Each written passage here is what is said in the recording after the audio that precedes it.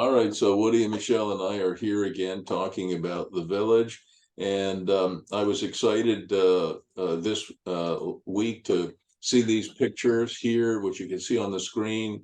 I mean, to see this Quonset hut and how it's been reshaped by Woody and Michelle, and you know, the look and the feel of it, the branding is coming along fantastically well compared to what it was.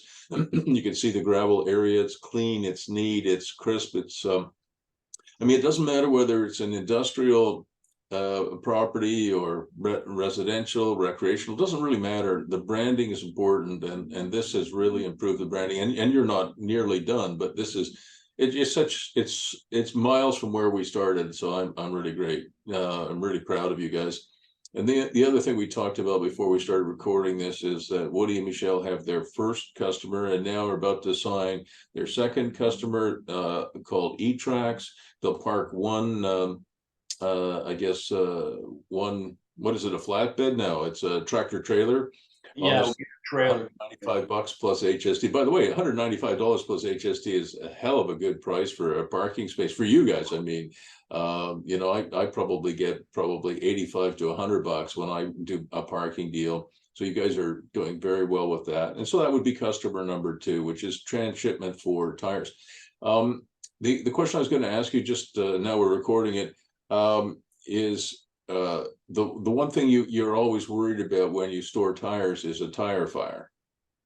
And they're very hard to put out once they start, boy, I'll tell you. So I would assume that this this tractor trailer is not going to be parked close to the Quonset hut. Thanks for pointing that out, Bruce. I do recall having seen tire fires that have been burning for years online and whatnot. So we'll make the point of that.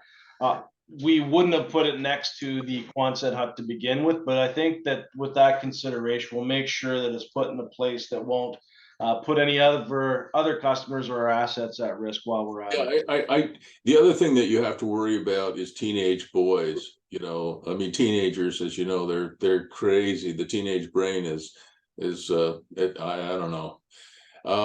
So you know, they love to set tire fires. And so what level of security does E-Trax need, and what level of security do you want to provide for them? So what they have been asking for right now is a closed gate compound, right? Yep. So where access is limited. So we're familiar with what that means and what it sounds and looks like. So that's really what it is. They are amenable to bringing their trailer on site now, with the understanding, because they know where we are in our evolution, that we will be putting that gate in place, then we will have perimeter fencing or berms to make sure that it is secure from. Yeah, and if nothing else, you could have the gate, and then you could have large you could buy these large concrete, you know, blocks or rocks. Rocks are, you know, you can get these enormous you know, really stones, I guess, that you can put around that prevent access by pickup trucks. And it looks, I mean, you can get those you can get the concrete ones that are, you know, about 2 feet by 2 feet by 2 feet. They're cubes, right? And they're fine, but the rocks are prettier, right? And Yeah.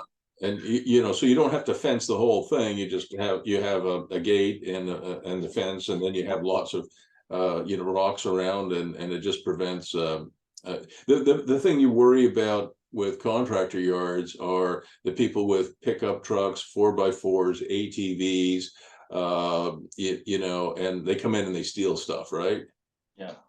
And you just have to do your best to reduce that. The key thing, as you know, we've talked about this a million times, you know, many times anyway.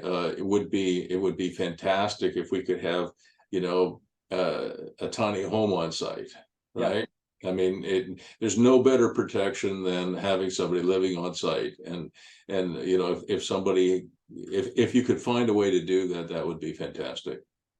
Yeah, absolutely. And that would also serve it would double as having someone there that could work the U-Haul angle for us potentially. Exactly. I mean, you know, and you know, like at the barn dominium, I have, you know, George and Brett. They have that tiny house, which is actually huge.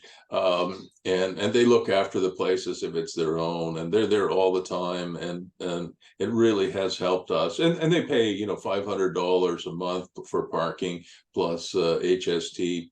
So I don't know what that is, $535 or $550 a month. So we don't get a whole lot of money from it, but we get a whole lot of security from it. Yeah, exactly. And that's one of the things that we would market that as well as being on-site security. So it kills several birds with one stone. Yeah, and we've talked about it, and it would be nice to run just keep running a few Kijiji ads, looking for obviously more clients, but also somebody who has a tiny house and might want to park it on your site. I hope you could find somebody, because they pay you a little bit of money and they're there all the time. Yeah, yeah, exactly. And I think accessory residential is permitted under your zoning, if I recall, which is, we didn't know, at least I didn't know that when we started out on this. Did you do any advertising for a food truck? Not yet, not yet. So there's a million excuses, but I've been on site all day, every day for the last several weeks, working, getting what we just showed at the beginning kind of underway. Yeah. But Well, no, so it just is, running Kijiji ads is a pain in the neck, but they actually work. In the United States, you would spend a lot of time on Craigslist, which is, I don't even think Kijiji is in the United States. Craigslist kind of owns that market, but in Canada, at least in Ontario, Kijiji is very powerful. yeah, So we have 3 Kijiji ads up right now, live and running, and that's where E-Tracks came from. oh, cool. Yeah, but other than that, so we're advertising for parking, and that's the one that E-Tracks Yeah, responded to. I would have Also, found that. we're advertising for workshops and contractor yards, and we've only gotten one hit so far. So it's Yeah, we're it's low. yeah, it is. It is. So that's something that we're looking at fine tuning, doing some A/B testing and so forth. I think we're going to go back on the Facebook into a number of groups to start advertising for RV parking and boat and trailer parking as Yeah, well.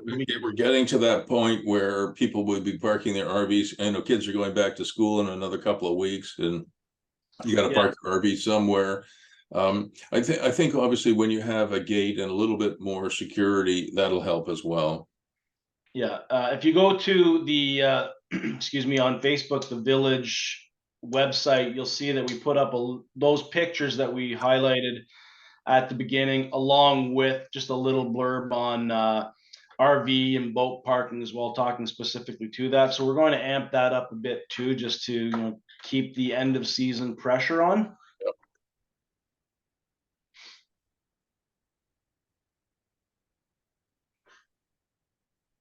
I'm just looking for it now. Yep.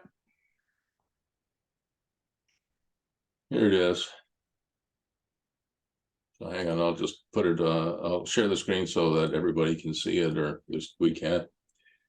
It's quite a nice page. You do wonderful marketing, Woody. You really do. Oh, I got 72 likes and 82 followers. I got to give it a like. Thank you. We'll give it a like. There we go. Look at these pictures. Wow. Yeah, that's the one that we just put up yesterday, actually. Beautiful. Really, really great. That's the write-up that we put in there as well. So if you I'll like everything here. Yeah, it's fantastic. hit It's see more fantastic. and see what we wrote there, Bruce. Where? Just right there where your cursor is, go up a little bit, see more. That's kind of just a quick little. Oh, yeah, that's good. That's good. Well, most of the RV places, as you know, they do have a gate, and they do have video cameras, and I know that'll you'll get there, but that would help as well. Yeah, yeah. That's really great. It's coming along. It's coming along. Okay. Now there's some other things in your agenda you wanted to talk about, and you wanted to talk about signage. You wanted to talk about security, fencing, heat, insulation, gate. What are your thoughts now? So yeah, we have a quote for the fencing and the gate. It came in, I would say, surprisingly higher than what we thought it would be. Not to do the entire the entire perimeter of the property, but essentially the front part of the property with chain link, galvanized chain link, and then a 12-inch barbed wire. Oh, wow. Yeah, the gate itself, which would be app driven and keypad driven as well. A little bit down the side towards the end of Take the Beach, so that one area that we have covered, and then along Dave's side as well. So we wouldn't be doing the entire piece, but that would be the initial piece that we would put the gate. You have to remember too that security is a perception. So Michele, when you go to bed at night, do you lock your front door? I lock anything and everything in my house. Right. Okay. There's a knife under the bed too, by the way. So yeah, I have a baseball bat right here, and actually last night we had some teenagers try and steal one of my son's kayaks, and so I went out and I greeted them. This was about 3 a.m, and I just I had a flashlight. I pointed at them and I said, "Boys, put that down." There were 3 of them. They were just kids, 14. At 3 o'clock in the morning, what the hell are they doing out? But it is what it is. And they dropped it and ran. Some crazy man comes outside at 3 a.m. They don't think that they think everybody's asleep. And I'm up at 4, so it's not really a stretch for me to be walking around at 3. So anyway, so security is a perception, Michele, with all due respect. If I had a little Jimmy this size, little lever arm, I can take your screen door off easily, and I can take your, if you have sliding doors, I can take that out in less than 10 seconds. I just do that and it pops out. It doesn't matter what you do. People often think, thieves are going to climb up to the 3rd floor and come in a window. They're not. They're just going to take a little Jimmy and they'll remove the patio doors, and they'll be in your house in certainly under 15 seconds, right? So perception is security is a perception. Same thing with with a security gate and a lock. I mean, you can have big chains that are hard to break, but if you have a decent, one of those huge things that that will chop through iron, you can snap just about any lock or any chain and get into pretty much any place you want to. Like I said when we started this a few minutes ago, the best form of security is having somebody live on site, somebody you trust, obviously, that live on site, and that provides real security because there's a person there. The other opportunity would be to get yourself a mean German Shepherd and let him run around out there. But I prefer the idea of having somebody that you like and trust live on site. Yeah. But anyway, it's still, the perception is important, right? I mean, Michele feels better when she locks all the doors. My wife does the same thing. And I feel better too, because there's the perception that you're protecting yourself, but you really need, in the United States, everybody I know, or pretty much everybody I know have pistols, right?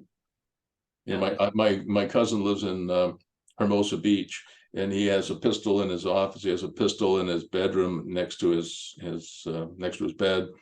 He has one in his car in the glove compartment. I mean, he has at least 3 or 4.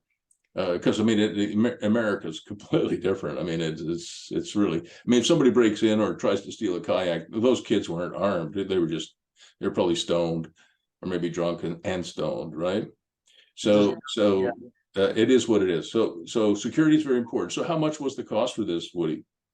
$95,000. What? Yeah. $95,000? Yeah. So maybe it was in pesos. Did you check whether it was in pesos? Yeah, no, I checked, and that was the. Who the hell would give you a price like that? Well, the first guy, and so what we have now is a few other requests out to see for similar what it's going to cost. We had a conversation with them yesterday, and it was, you came in way too high, buddy. Wow. So let's work on driving this thing down, because you're out of the ballpark right now. What was your budget for it?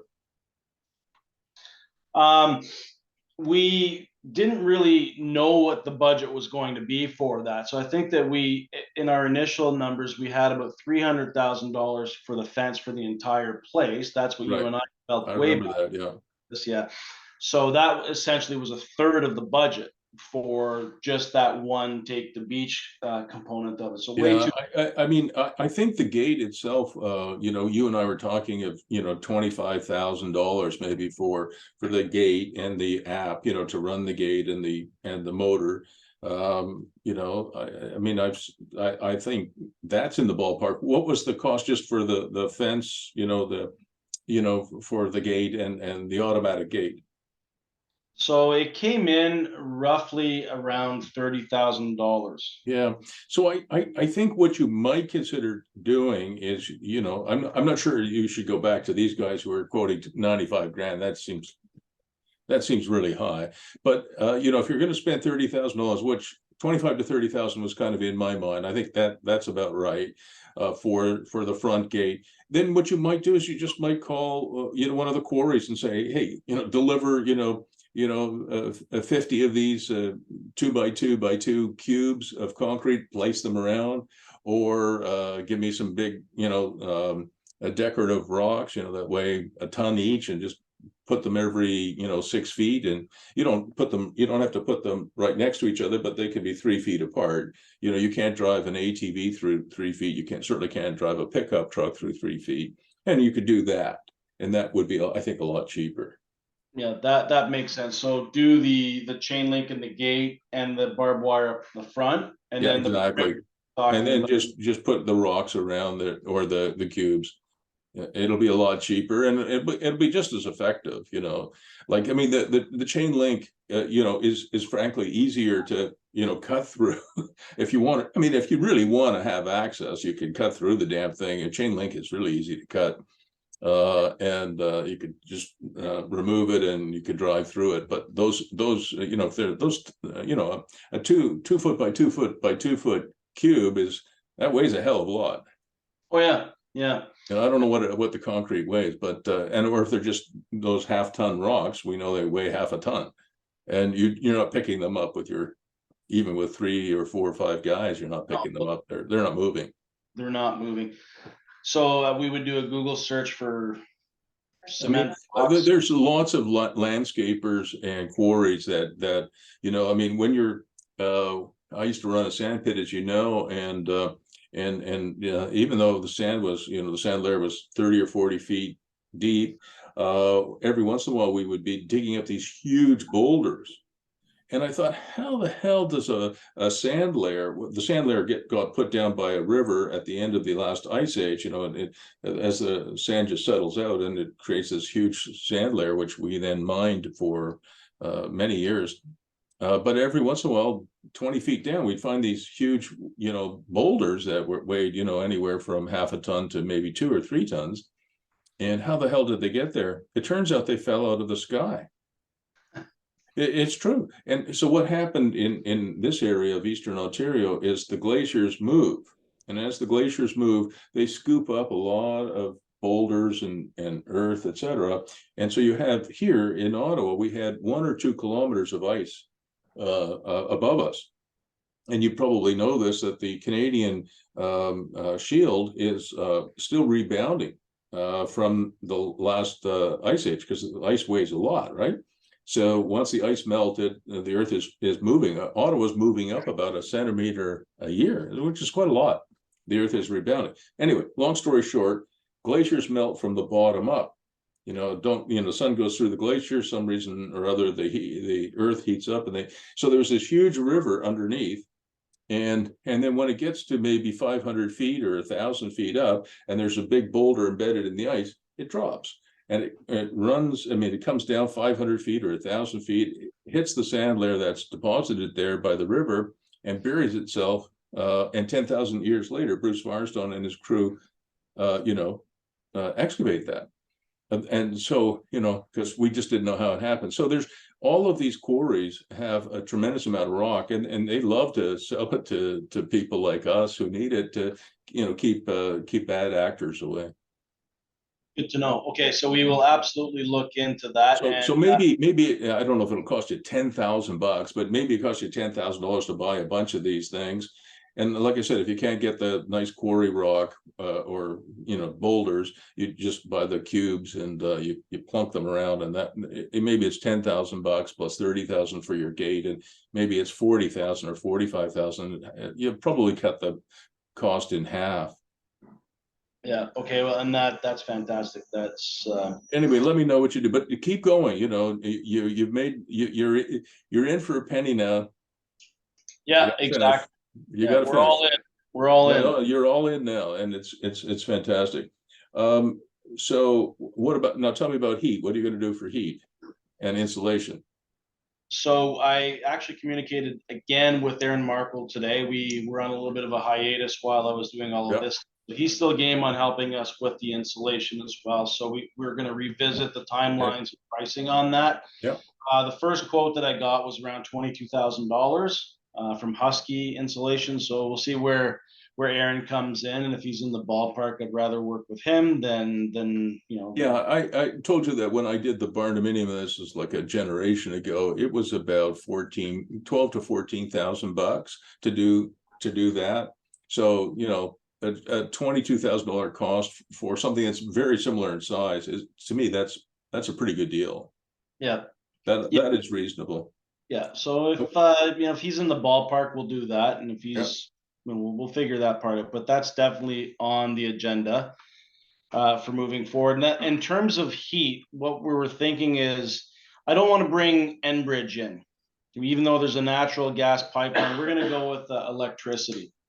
And I know it's expensive, or it's more expensive, but with the government grants and the push towards moving away from fossil fuels and so forth, to us, it makes more sense. And there's a little bit more of an eco play. And Aaron, as you know, prefers electric. Yeah.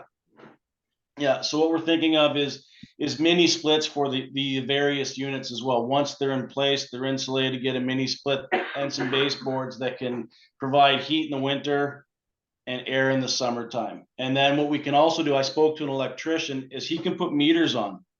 Oh, wow. Yeah. Yeah. And so now we know exactly who's consuming how much. And so that is fantastic. So there'd be a cost to that. I don't know how much it costs to put the meters in, but I'm assuming that. Oh, that's worth its weight in gold, man. Yeah. Yeah. Oh, that is fantastic. Oh, Woody, I mean, I'm going to have to contract with you the next time I do something like that. I'll have to get you to manage my project, because I mean, this is a compliment to you. I mean, you're careful.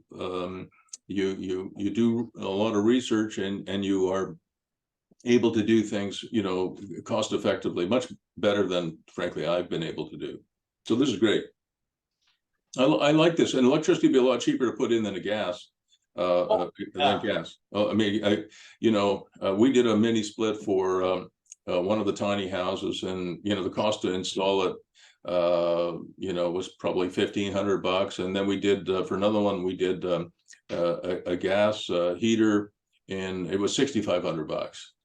Yeah. Yeah. So I don't want to, because bringing Enbridge in now, I don't want to beat a dead horse, but that would require us going back and digging up that right of way. And no, that's it. Yeah, we're done. I love what you're saying, and you have enough power to do it, right? Presumably, that's we followed the electrician's guidance on that one, and from what we know, we've got enough to be able to handle it. The panel. All right. Well, that's really good news. And if you can separately meter them, it means that each individual has an incentive to reduce the heating and cooling, right? Yeah, yeah. Oh, and that's if they don't, they pay for it anyway. So whether or not they're incentivized, sayonara. No, they're going to pay for it. That'll really help you. All right, tell me about the concrete. You're going to do some parging and patching.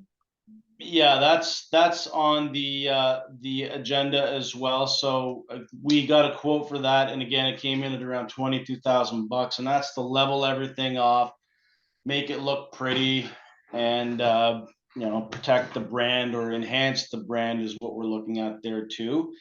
I know we want to do that. I know it's important, but I'm getting a rash because there's so many other areas that we can put the money into versus I'm not going to swear, but versus an effing floor that no one's going to give a rat's ass about. Yeah, I hear you. Can you parge it though? Apparently, yeah. You know, I mean, can you just parge it? I mean, without having to make it, you know, I mean, just repair it. No, That's Michelle, the, you hang on a second. Michelle's yeah, nodding, yeah. or shaking her head. Parts of the floor honestly are pretty level and okay, but Yeah, the main entrance, it's pretty beat up. I mean, I don't know anything about concrete and parging and all that, but to me, it looks like a good chunk of work. But depending on who's going in there, I was very much for the parging, like, I thought, drop the 22K, it's gonna look nice. And the more Woody and I discussed it, I, I guess it depends who's actually gonna go in the barn dominium. If no one's gonna care, it's not really offices, no one's gonna break their yeah, ankle. I don't care about that. I just care about being able to wheel stuff in and out without, you know, any difficulty. So I'm with you on that. Don't do the whole thing, but where you have, you know, really busted up broken concrete, that you could parge. Just patch it.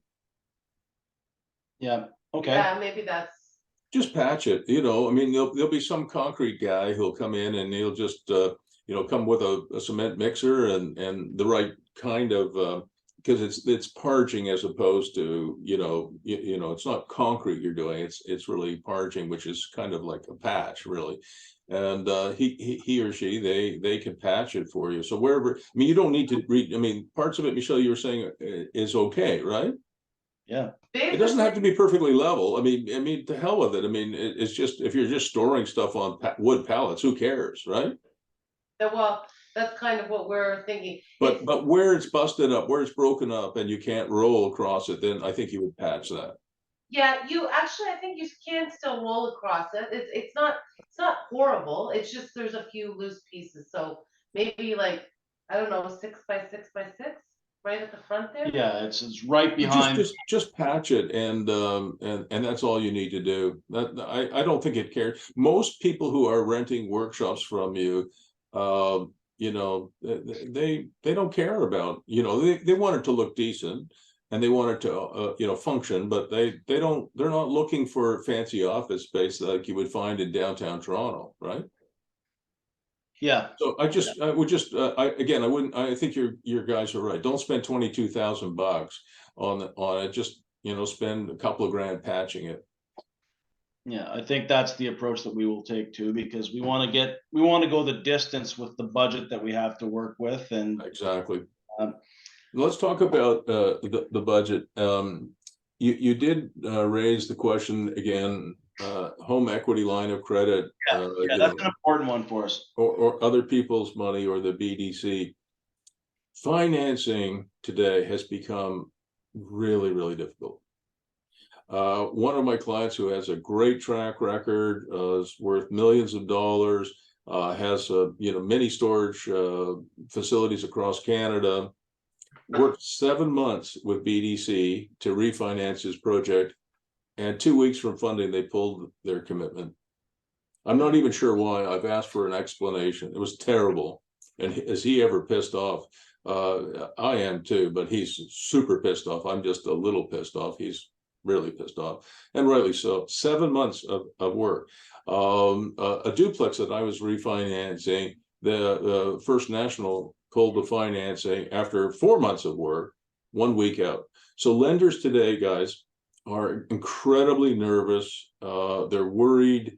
They're worried if they lend you money at 5%, Bank of Canada and the Federal Reserve will raise the interest rates next week, and it should have been at 6%. Or if they lend it to you at 6%, they think that maybe the week after interest rates will be 7%. So they're really, really, really difficult.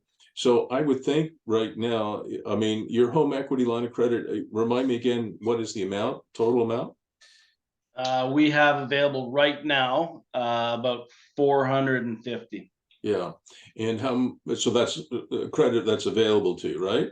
Yeah, Yeah, so you know, again, you guys have to think this through, but I would wait until you know, if you can manage it, which I think you can, I would wait for any sort of financing or refinancing until you know, the Federal Reserve and the Bank of Canada have you know, have interest rates have crested and maybe are starting to come down, and that might take another 6 months or a year. And you have the home equity line of credit, so if you're spending $30,000 on the gate, it's not going to bankrupt you. And you know, and in the next year, you know, you'll go from having, I guess, 2 clients to having, you know, 30 or 50, I don't know, but certainly 30 is possible. And you know, so your cash flow will be stronger. Hopefully the economy will be you know, easier, you know, more balanced than it is now. I just wouldn't, I wouldn't reappraise it now, and I wouldn't refinance it until things are a little easier. Did you have a question? No, sorry, I just, Okay, no. yeah, no, that's perfect.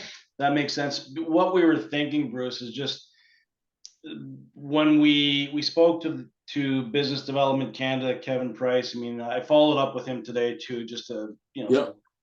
talk to him about where we can go. So I'll get a feel from him firsthand as to where things are, first and foremost. But we're thinking that the line of credit, if we did pros and cons, is we could do interest only payments on that. Yep. Right, so it doesn't take a lot of clients to pay for even $100,000 line of That's credit. Right, That's the right. interest on that, I think we could almost cover that with those 3 customers. That's incredible, really, when you think about it. Yeah. So that's one big plus. The drawback is, speaking hypothetically, that Bruce comes to us and says, we found a place in Merida, Mexico. Yeah. And it's a cash down kind of thing, and our line of credit, and it's a once in a lifetime opportunity. We can't miss out on it. Again, it could be Bruce, it could be any other opportunity. No, I understand that. Now we're shackled. No, I do understand that, and it I have to, though, as your coach and as your friend, I have to report to you what's going on. And you know, like with 2,500, just over 2,500 clients that I work with in the States and in Canada, a few overseas, but mostly the States and Canada, you know, my clients in California, Idaho, Texas, North Carolina, Florida, are experiencing exactly the same thing. I mean, these lenders now, big and small, are incredibly nervous. They're fearful that we're going to have a recession, that interest rates are going to go to 13%. I mean, hopefully it's not going to go to 13%, but there's a lot of fear. And I think some of it's irrational, Woody, Yeah. but it doesn't matter. I mean, it's like we were talking about, Michele, earlier about security. It's perception is reality. That's what I think, you know, Marshall McLuhan said in the 70s, perception is reality. And I think he's right. Perception from lenders, I'm talking about A banks, you know, Royal Bank, TD, Bank of Nova Scotia, those are the 3 I deal with mostly. Bank of America, you know, Chase, all kinds of other banks I'm dealing with in the States. They're all afraid of their shadow. So it's really, I think right now, Woody, you have a good project, which you have done incredible work on. I think right now, I don't know that you should do anything else. I mean, listen, Woody, if you decided to buy a workshop for one of your properties and put it on the, you know, buy a workshop for $10,000 or $15,000, not just for this project, but maybe for Navin or something like that, that's fine. But I don't think I don't think you want to do any other projects until you have, you know, 30 customers and you know, you're starting to really see strong results. I would focus on this one. Yeah, 100%. I agree with that. But I'm just looking at the pros and cons of doing that too. No, I understand that. I know you well enough to know that you weigh everything. Yeah. Pros and cons. You're the Mr. Pros and Cons. But the pros are that you have this financing in place. It's not going to bankrupt you. Your project now is starting to get a little bit of traction, and it's, you know, it'll be an avalanche once we get a little further along. A year from now, your situation will be incomparably different, I think. Oh, Yeah. good. Yeah. I mean, when you have 30 clients or 50 clients on the site there, you know, if you have 30 clients each paying $200, you know, $195 plus HST, that would be that'd be a great start, you know, and we've talked about it before. We think that the revenues on this project, you know, could get to 20 or 30,000 a month. And I really believe that. And I think you do too now. Yeah, I mean, I think just based on our analysis, that would be essentially our net operating income. Yeah, exactly. I mean, so I think the focus on this would be terrific. And like you said, if you borrow 100,000 or even $200,000 from your line of credit, you can handle that. I'm sure of it. Yeah. Okay.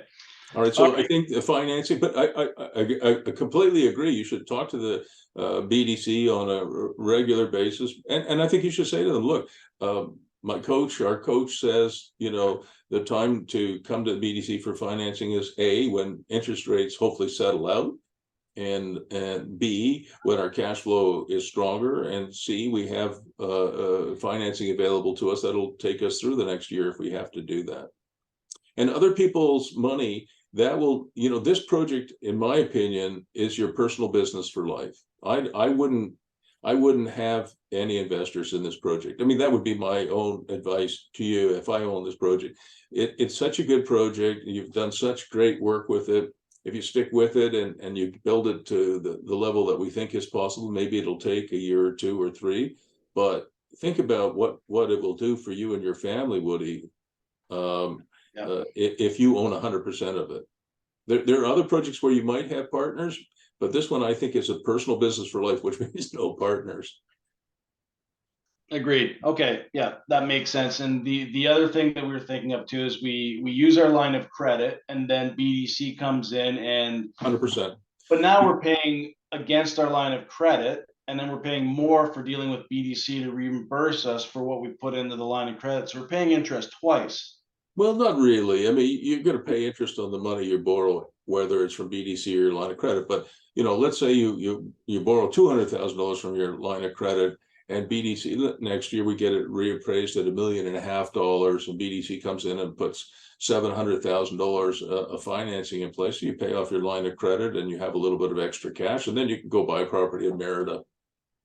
Yeah. But you're on the right track. I mean, when I saw that first e-transfer, you know, it made my day, and probably yours as well. Oh yeah, we were giddy. Okay. Yeah, no, I mean, the longest journey is the one you never start, and you are now on your way.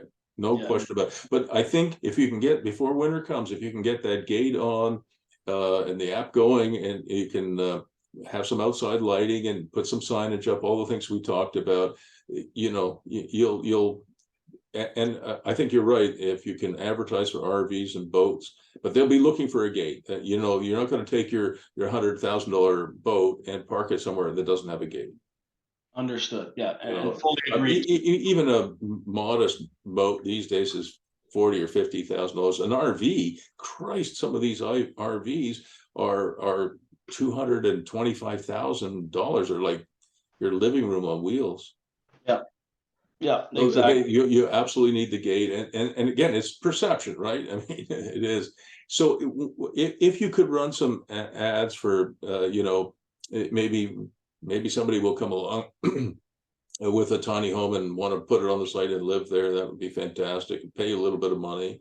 I would do that, and I would also advertise for a food truck, because if somebody wanted to put a food truck there, again, it's just more action, you know. It's not I mean, you charge $650 a month for the food truck, so you get a little bit of income from it, but it's also just more action. And again, you know, like the barn dominium, the people up there who have workshops there and a couple of tiny homes, they really look after the place for me. I don't do anything. Yeah, I like the action and the stickiness aspect of it too, which is why we've been in contact with U-Haul still to this point. I mean, that's something that I think we're going to probably move forward with once we have the gate in place too, and we have a tiny home or a workshop. Yeah. I mean, or you know, somebody will have a you know, a workshop there and maybe a contractor yard, and they will operate the U-Haul, which is fine. Obviously you're not going to operate the U-Haul from where you live in Smith Falls, but somebody will want to do that, and you know, they can make an extra $1,200, $1,500 a month doing it. You got it. Yeah. So I really like that concept. So, but you gotta fish for gotta go fish where the fish are.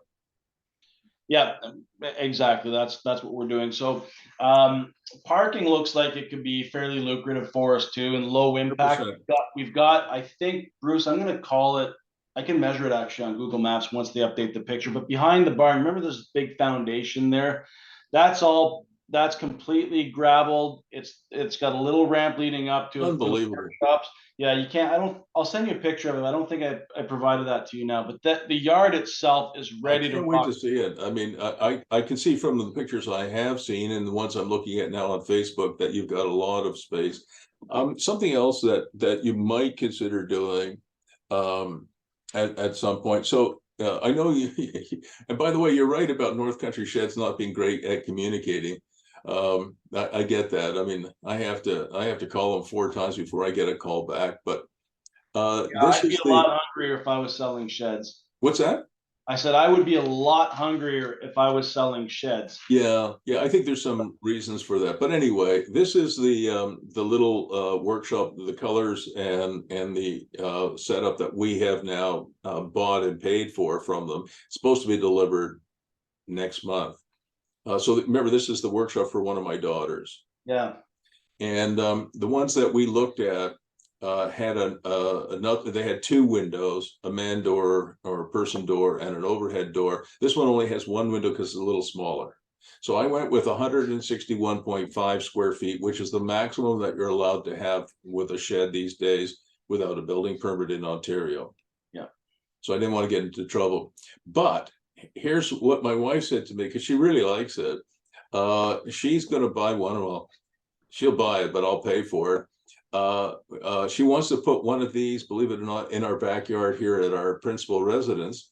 And she wants to put a couple of French doors here. So these would be French doors and a window here. So it'd be 161.5 square feet. We're going to put it in our backyard, and we're going to create a little suite out of it. So, I mean, I'm just saying, if you can't find somebody who wants to park a tiny home on your site, you could. I mean, you don't have to. If you don't like these guys, you could find somebody else to provide these. But it'll be a sweet little suite in our backyard. So it'll have, like I said, French door here, window here, 161.5 square feet. And we'll have a queen size bed in there that, like a Murphy bed that is queen size that folds down. But when you pull it up, it turns into like a desk or table, right? So it does this and then does this, if you sort of see what I'm doing. Yeah. And it'll have a composting toilet in there. We'll hook up the water. We'll have a gray water pit in our backyard. And we'll have a little kitchen in there. We'll have my wife will dude it up real nice. So I mean, you can live in 161.5 square feet. But who are you doing it for, Bruce? Well, in our case, it's I have 5 kids and lots of grandkids, and when they visit, we have an overflow. Yeah. Okay. But believe it or not, Michele, once we do that thing up, it'll be sweet. And if we wanted to, I'm not sure we would ever do it, but we could rent it out, short-term rental, medium-term rental, long-term rental. I bet you we get $1,500 or $600 a month in Arlington Woods for that thing if we put it on a long-term rental. Yeah, no kidding. Yeah, so I mean, I'm just saying that at the village, if you couldn't find somebody who wants to park their tiny home there, if I owned the thing, I would buy one of those sheds. I would insulate it. We're going to do the same thing you're doing, Woody. We're not going to put the gas to it. We have natural gas, but it's too expensive. We're going to put a split system in there, reverse cycle heat pump. So we're going to have heat and cooling. We're going to have the composting toilet. We'll have the shower and a little bit. I don't know if I showed you. I went to Hammond Hill, and I took some pictures just the other day. I wanted to see what the boys are doing there. Let me show you. Let me just see if I can remember what I did with them.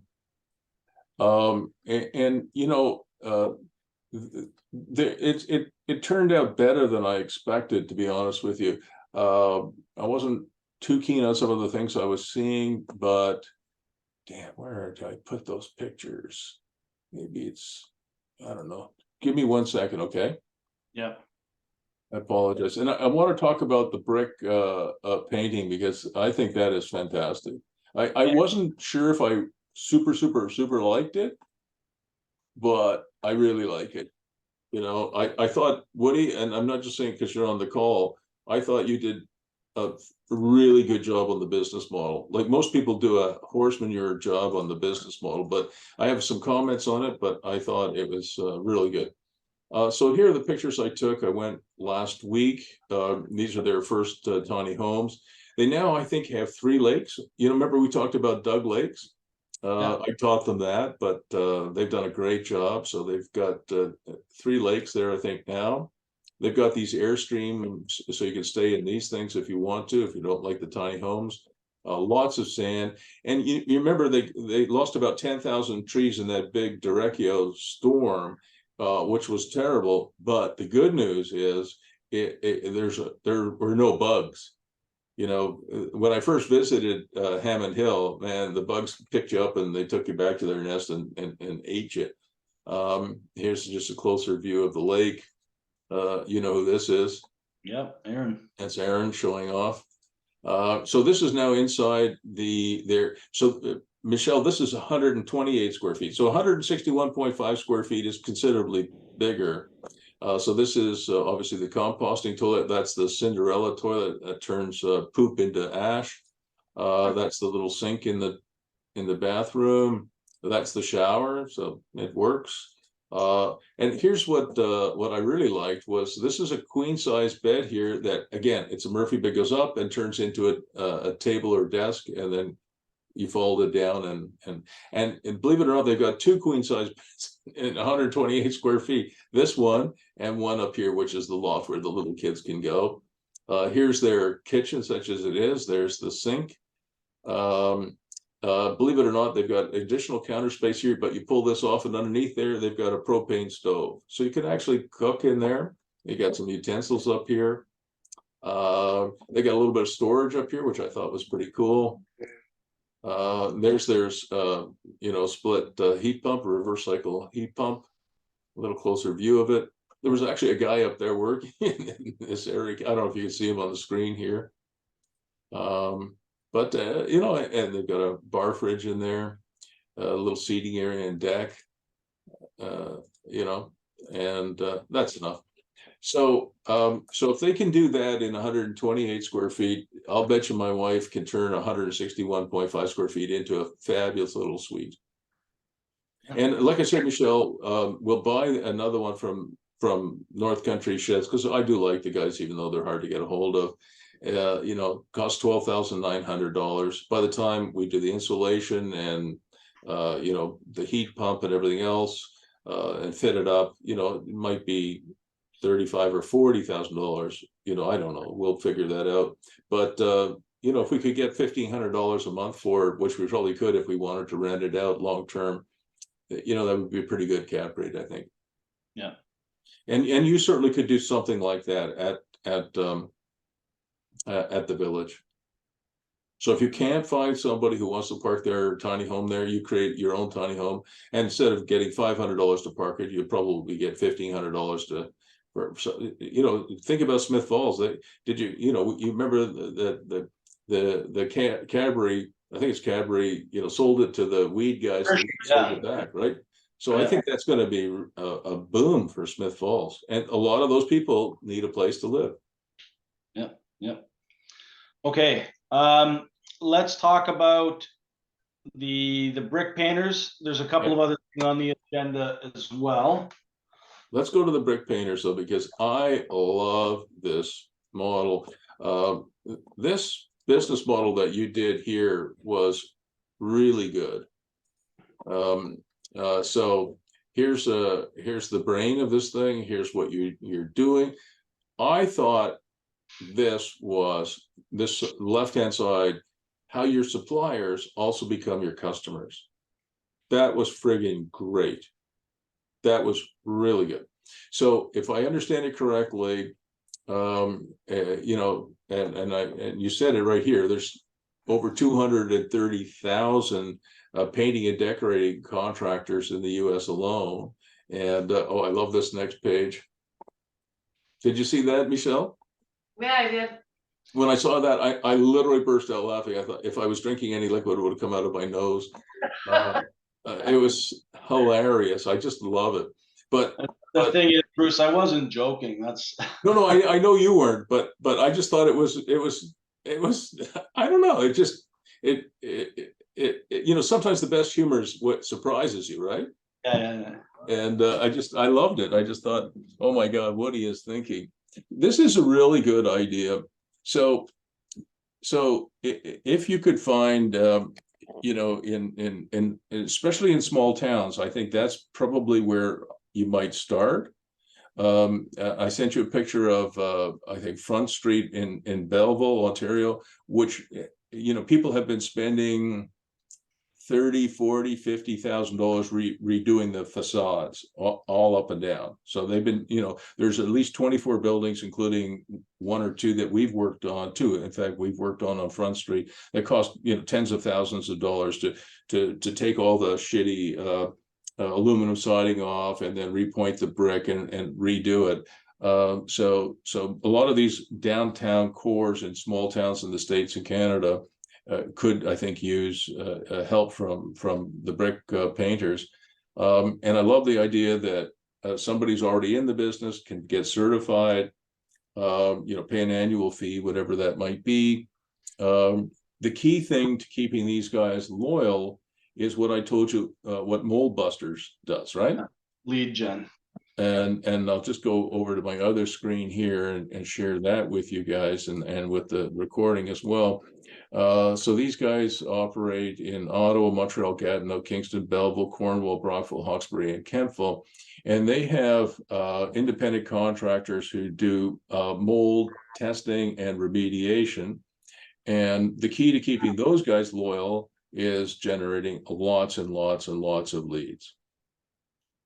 And the guy who runs this is a crazy Russian. He's a young man I coach. When I say crazy Russian, I mean in a good way. They're crazy Russians that are also not so good, but he's a brilliant marketer, and he knows the internet kind of like you do, Woody, and he's able to generate a lot of leads, and that keeps people loyal to Mold Busters. Yeah.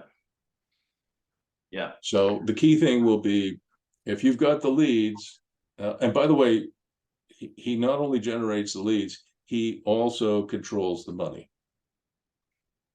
You pay Mold Busters, and you pay Mold Busters, and Mold Busters pays the guys who are testing. So you know how mold testing is done, right?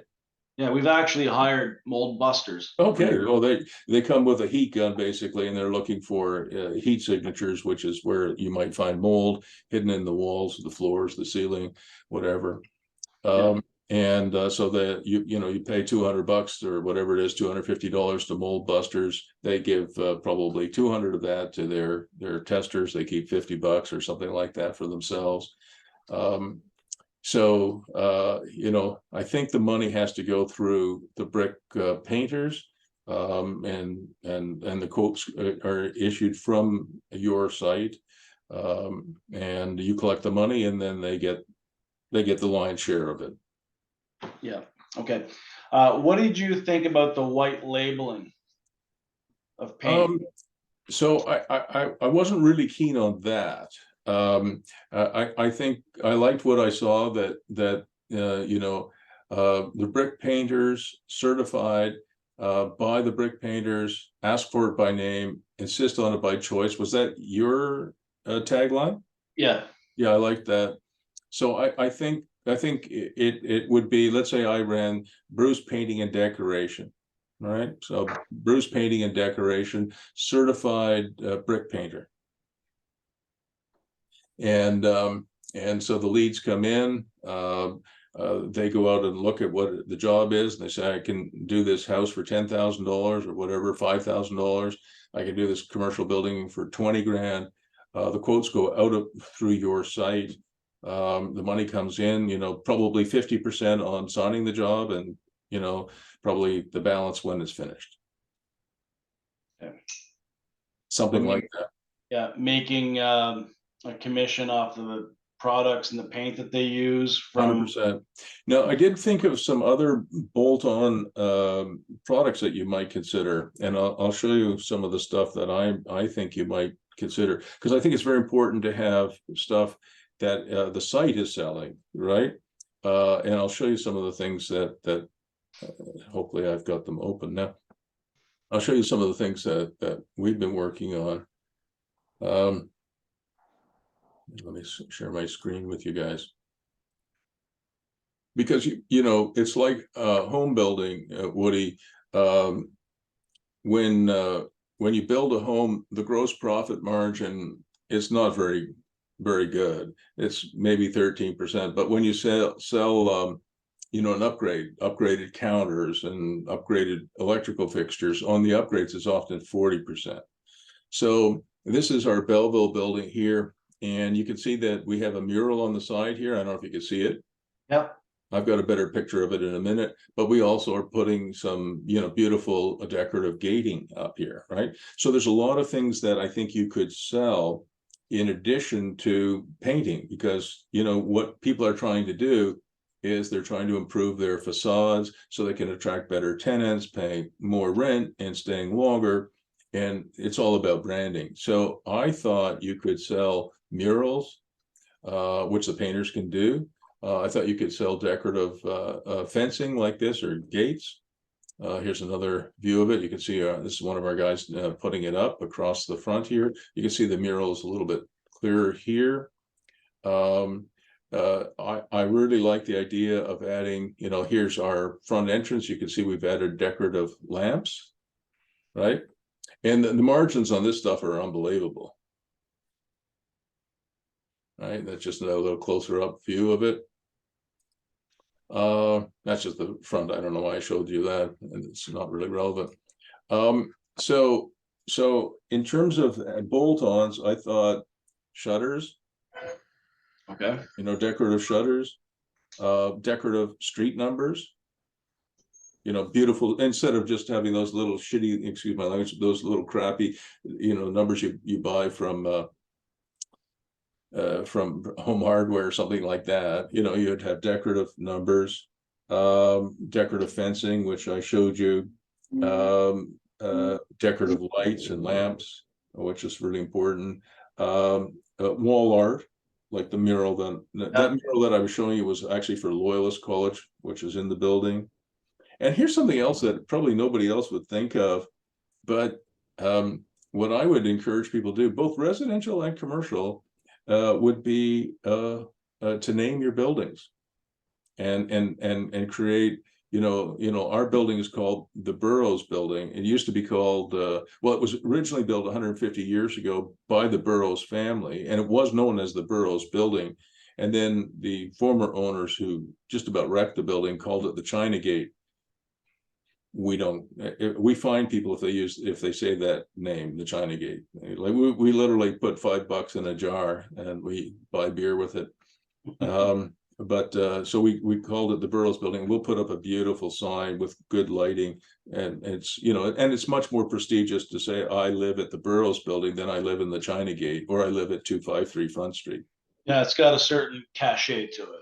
Right. So most, and by the way, you guys know that a lot of homes used to be given names, right? Yeah. So Oh, how for would sure. they generate revenue from naming buildings? Because you're gonna sell them beautiful signs that Okay. say the Burroughs Building or the Michele, right? Where do you live? I live in the Michele Building. You know, so you know, your margins should be at least 40% on every one of these bolt-ons, these things that so you guys could come up. In other words, to me, the brick painters will have the website right now is needs to be redone, right? Yeah. Okay. And knowing you'll do a fabulous job on it. So it'll be redone, but it'll say, look, we'll redo your brickwork, but in addition to that, we can sell you decorative shutters, decorative numbers, decorative lighting, decorative fencing, wall art, mural art. And also, we encourage you to name your building, and we'll create a beautiful sign that's absolutely beautiful, saying the Burrows, the Michele, the Woody, and mount it for you as well, both homes and commercial buildings. And your margins will be at least 40%, and in some cases they'll be much more. So what do you think, Bruce, just by way of bouncing this idea off you, as I mentioned in the document I sent, Peter, 65, he's looking to wind things down. And he wants to give us the company to take it to the next level. Fantastic. I think as soon as I saw that Woody, I said, that's a Woody deal.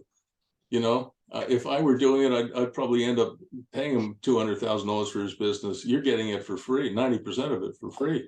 Yeah. It's fantastic. I think, and I've been on walls. I've done the actual work. Oh, is that right? Oh yeah. Like the website that you talked about, I developed that back in 2008. Oops, did I insult you then? I didn't mean to. No, I mean, it was great for 2008, but he hasn't done anything with it since, right? Outside of updating pictures and whatnot. Yeah. But the opportunity here, Bruce, you go down any main street and there's one. And you can do some guerrilla marketing, like I said, right? I like, for this business, I really like guerrilla marketing. I mean, I sent you this. I just was fooling around, but I sent you this. You remember this picture I sent you? Yeah. You could go to some owners of buildings along main streets in Pembroke and in Arnprior and Renfrew and in Prescott, in Tallahassee. I mean, anywhere there's an old downtown, and you could say, look, our local contractor will come along and do, obviously not something this size, but we'll do something like this.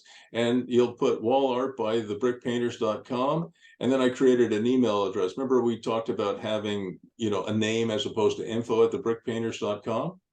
Yep. So, I don't remember, it was Emma or something like that, but you give, people feel that they're communicating with an actual person rather than info@thebrickpainters.com. But I think you could, if you had painters in Prescott, in whatever, they could, do something nice, and it would be like, it'd be a permanent mural, but it would advertise wall art by thebrickpainters.com, Emma@thebrickpainters.com. Yeah, very, very neat. There's a job coming up in, let me see if okay. The Napanee Town Hall, if you want to punch that in, they're going to be doing that. They're close to getting the contract to redo that entire thing. Big brick building. It's part of the National Historic Site of Canada. It's on the Parks Canada website. You can see it looks like a little mini White House. They're going to be hired to make that look like brick again. It was painted brick. Oh, wow. Yeah. So there's a project coming up probably next spring that in Napanee, which is just in our neck of the woods, more or less. And I just wanted to point that out to you too. And Napanee is a small place.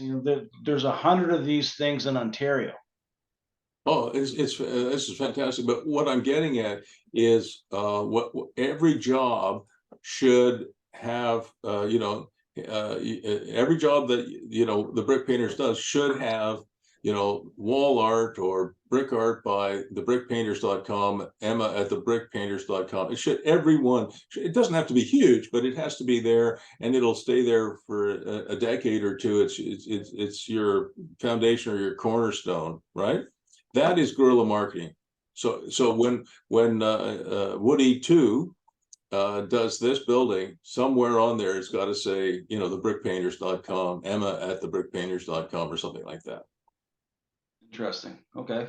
All right, because that'll, you know, people will want to know who the hell did that, and they'll say, oh, look, it's the brickpainters.com. It'll be there. That's guerrilla marketing, right? Gotcha. Okay. All right. And uh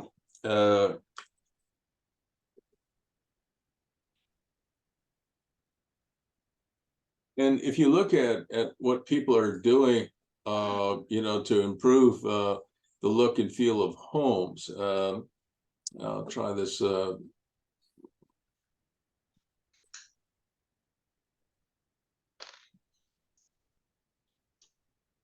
You know, it's incredible what a difference it makes. I'm sure that Woody too has many different pictures, but you know, this is commercial, obviously. But look at the difference between this and this, Yeah. right? Yeah. Mhm. Um, yeah, and you know, look, here's a few other things that you might bolt on. I didn't think of it. You might add awnings to your Awning. list of what you might add, right? Awnings. And I can't remember what these are called. Are they called cornices? I don't know, Bruce, what they're called, but Me Well, thanks neither. for your help. Um, you're welcome. but uh, you know, it's just such an incredible opportunity for you. You know, it'll take a while to get it on track, and you should stay local until, you know, like when I say local, it should be an hour or two driving time as opposed to trying to conquer the whole world. I think I Yeah. said to you that the Pope in I think it was the 14th century, decided to divide the world up between Spain. This half is for Spain, this half is for Portugal, except that there's a little problem that somebody actually has to go out there and conquer it, right? And there's a lot of people who are not going to, you know, want the king of Spain or whatever, Portugal, to rule them. So you can't conquer the world initially. You know, your map is very ambitious, right? Yeah, of course. If you could conquer Eastern Ontario, you know, Kingston, Brockville, Belleville, you know, very similar to Mold Busters. And then Montreal is a fantastic place. There must be 200,000 buildings in Montreal that you could do. Yeah, exactly. So I mean, I really want you to study that Mold Busters site. Yeah, for sure. Those guys, man, I'll tell you, they're mold testers, and don't forget, the big money isn't in testing; it's in remediation. Yeah. Right. So that was the next thing I was going to ask you. Is there, like we talked about it before, is there a wedge product for the brick painters that I haven't thought of or we haven't thought of? Is there something small that people could buy from the brickpainters.com before they, you know, go the whole hog? I think I'm not understanding the Yeah, I'm question. not sure I understand the question either. Well, you remember I talked about some bolt-ons, right? So, Yeah. you know, the reason I like the idea of a bolt-on is that they could buy you know, they could come up with the name of the building, and then they could buy a sign that, you know, they could purchase for a few $100 or whatever, I don't know, $300. Maybe it costs you $50 to make or $100 to make, and you sell it for $300 or something like that. You want really good margins on this stuff, but maybe there's something small that they could buy from, you know, from you. Because for Mold Busters, they pay $200 or $300, I don't know what it is now, but $250 for the test. Then it could be thousands of dollars for remediation. Yeah. So the big money for Mold Busters is in the remediation, not the testing. Oh, It's a little wedge product to get you in the door, right? Yeah. So land and expand type thing. And I'll bet you there's not anybody out there that has figured out that you should name your buildings. If you go into cottage country, you'll see, you know, you'll go down a road and there'll be lots of cottages. You'll see the Macmillans, right? yeah. The Roses, and then you'll see other names, you know, like, I mean, you know, farms are given names. Farms are generally not, you know, 1, 2, 3, 4, any street. Farms are, you know, Thornfield, Yeah. Meadowland. You know, there's all kinds of names, and I think buildings should have names. And Okay. I think that would be a hell of a wedge product. And that's kind of what I'm getting at, Michele. Yeah, wedge okay. product is something that's easy to buy. You get to know the company, you get comfortable with them. In the case of mold busters, you're paying a couple $100 to have a tester come in and say, look, your house is fine, or your house has a few problems. That's that, so you built a trust relationship. If I came in and said, yeah, it's going to be $5,000 to fix the mold, you go, oh, wow, I don't have $5,000. But if I said it's $250 and we'll give you a report, which they do, that's a wedge product. So here's an idea maybe that we can build on for the wedge product. What the brick painters do right now is they will go on site, they'll have a look when they're providing their quotes, and they'll typically triage it a little bit. And they'll say, so they'll take like a 3 by 3 or a 1.5 by 1.5. Well, that's a great idea. Yeah. And they actually put a sample on the wall. Oh, wow.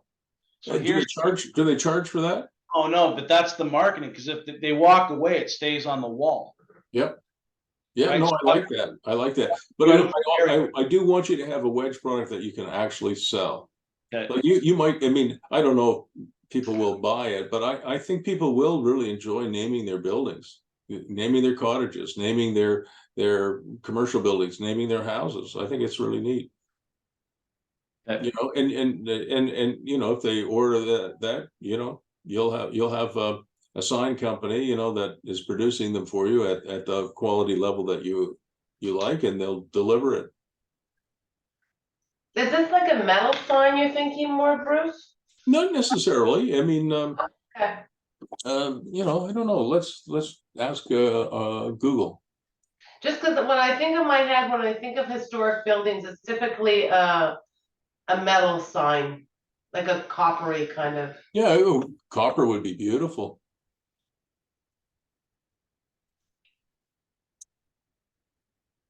I really like that. That's really cool. Huh. Yeah, I can see what you're getting at. Oh, look at this. Wow. Yeah. Look, here, Michele, you're on the right track, I think. So this is a I mean, it would be this kind of a company that would produce it for you. So here's some copper, yeah, and I mean they've got all kinds of stuff that you could buy. Look at this. They've got house nameplates. I don't know what happened to that, but yeah, they've got house nameplates. It won't let me continue, but anyway, yeah, all kinds of cool stuff. Yeah. So I think you could. I'm not sure that's the right one, but I think you're on the right track, Michele, with the copper nameplates. They're saying the Burroughs Building and Roseview, cottage or whatever. Yeah, I like that. So wedge product, high margin wedge product. Okay, Bruce, I know we're at time here, so we're over time right now. So a couple of quick things, then we promise to get out of your hair. So we sent a note off to Steve Shepard about. Yeah, I was going to ask you about that. Nothing yet. So I know he's probably got a stack of papers or cases, files, whatever, sky high, but I'm going to resend that email and put at the top of his list somewhere. So I don't think there's any harm in that. Haven't heard back from him. I think we've given him enough. I have a legal question for him too, and I haven't heard back, so I'm not getting any better treatment than you are. All right, so Firestone's not getting a response. I am not getting any preferential treatment. Steve has a child who's quite sickly, I think. Oh, okay. He has two kids. One is perfectly healthy, and one I think maybe autistic and is having some difficulty. So he's been a little bit harder to get a hold of lately. I've noticed that. So be patient. But I think that property is not going anywhere. The one thing I would hope that you could do, though, would be at some point to talk to the chief engineer and see if they could agree to do something. I mean, I'm really worried about somebody driving there and you know, they could, you know, going to the village and and ending up in that friggin' hole. Yeah, yeah. I mean, it's a place for vermin. I mean, you've cleaned up the site. I think that maybe the town should fucking do it. Excuse my language, Michelle, but maybe the town should just come along and fill that thing. Just put gravel in it. So can we ask? I think you could, I would ask. I mean, Without stepping on Steve Shepherd's toe, like that's kind of. oh no, I would wait for Steve to get back to you for sure. I would wait for Steve to get back. But let's say he says, look, I can't find the owner. Who knows where the owner is? Maybe he has passed away or whatever. But I mean, I would talk to Steve first.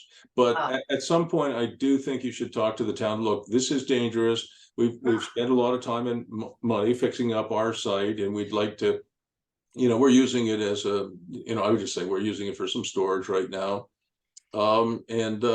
You know, we just think it's an eyesore, but it's also a danger.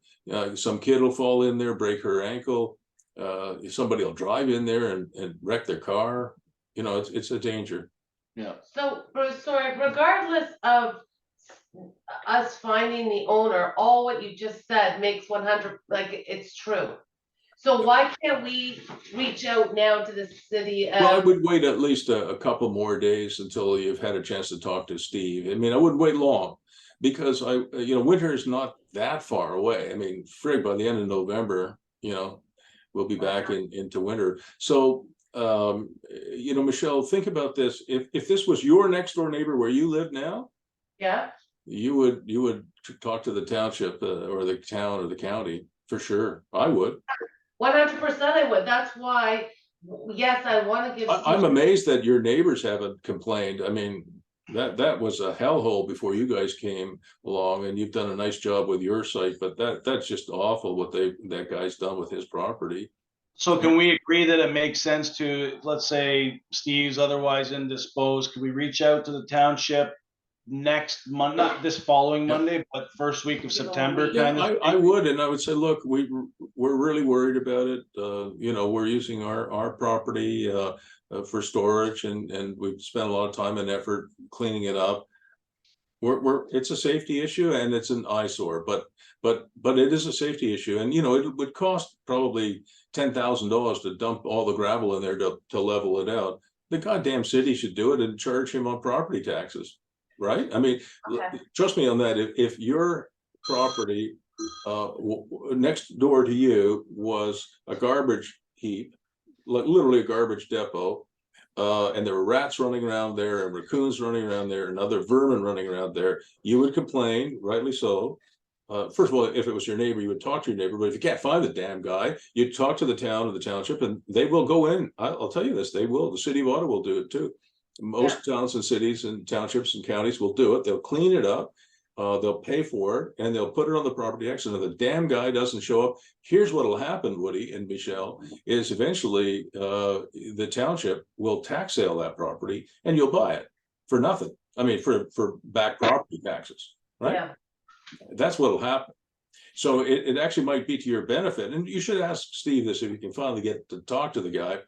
If they do spend $10,000 cleaning it up, put it on the property taxes. I bet you the property taxes haven't been paid in years. I doubt it. Yeah, I doubt it.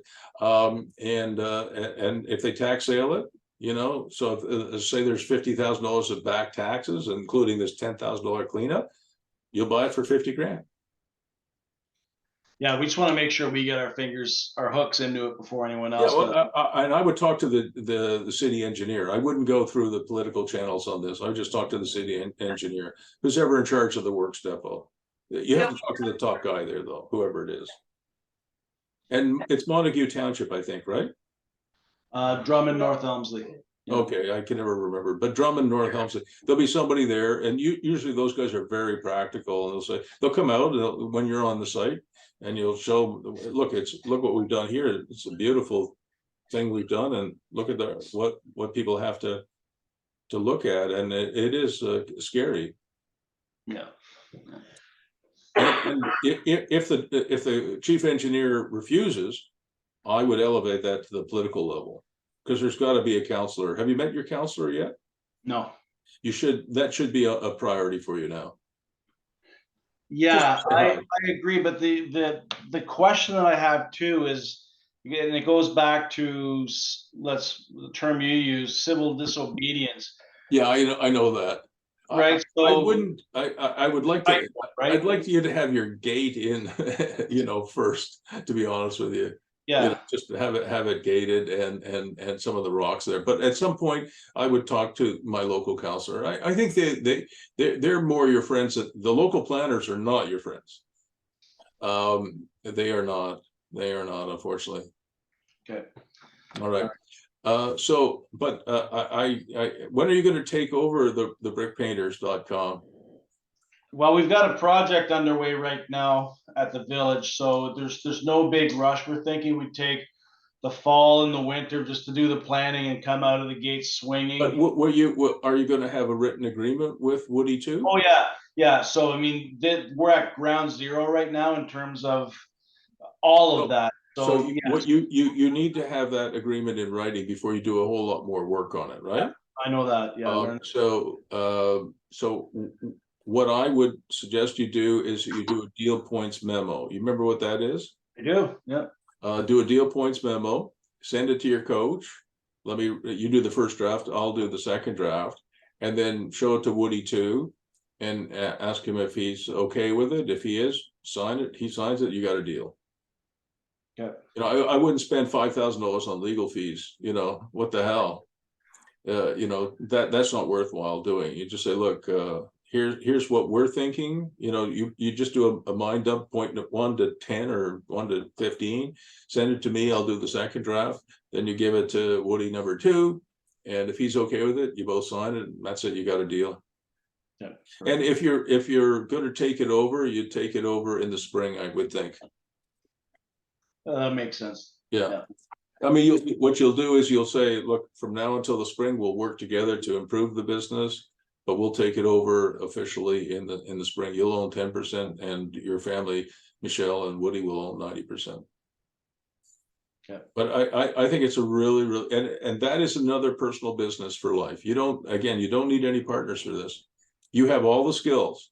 You have the marketing skills to do it on your own. You don't need partners. There will be projects where you do need partners, but the village and the brick painters, you don't need partners for that. Good. Yeah, because as you said, there's 2 spots in heaven waiting for the first 2 partners to get. Well, I mean, I don't mind investors. Investors don't have any say in the business. Partners want to say, right? You don't want partners, but you might have some investors, but just not on these 2 projects. You don't need them. Okay. If we can get you to $10,000, $12,000, $15,000 a month on a village at some point in the next little short while, hopefully 6 months or a year, 2 at the most, and then you'll just keep going. Yeah. And the brickpainters.com, I mean, it should, other than revamping their website and doing maybe some guerrilla marketing, there won't be much in the way of costs. Yeah. You might be profitable in the first month you operate that business. I think we'd have jobs lined up. You would have jobs lined up. Yep. Yeah. I mean, And yeah. The one thing that I would work on over the winter is the negative cost selling that we've been talking about, Woody. Yeah. And even if you can't show data, at least you could get a bunch of testimonials, right? You got it. I wrote a couple of fake ones, right? Yeah. But you can't use fake ones. I mean, that's real. But as you know, when you want a testimonial from a customer, past customer, present customer, you often will write it for them. Yeah. And you get their permission to use it, right? Yeah. Because if you ask people to write testimonials, they go, yeah, and then they never do it. Because most people can't write their names. Yeah, exactly. Completely understood. So Bruce, one thing in our last meeting you said, Daffy Properties. Yeah, I have something I'm desperate to show you. Can we kick that to the next meeting? We can. Because I have something for you and Michele that I think Michele would really like. I mean, this is something that I think is very interesting and might be a really good additional business for you guys. And it's not overly complicated. I'm doing one, and I really like it, and I think you will too. We'll kick it to because we need to spend an hour on it.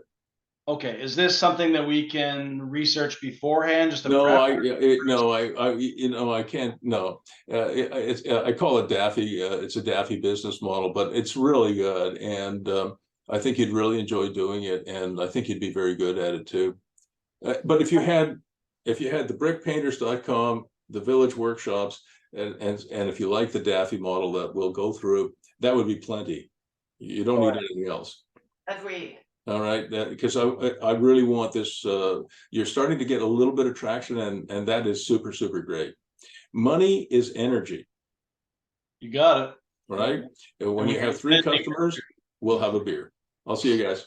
There you go. Thanks, Bruce. Bye for Bye, now. Bye. Michele. Cheers. Thank you, bye.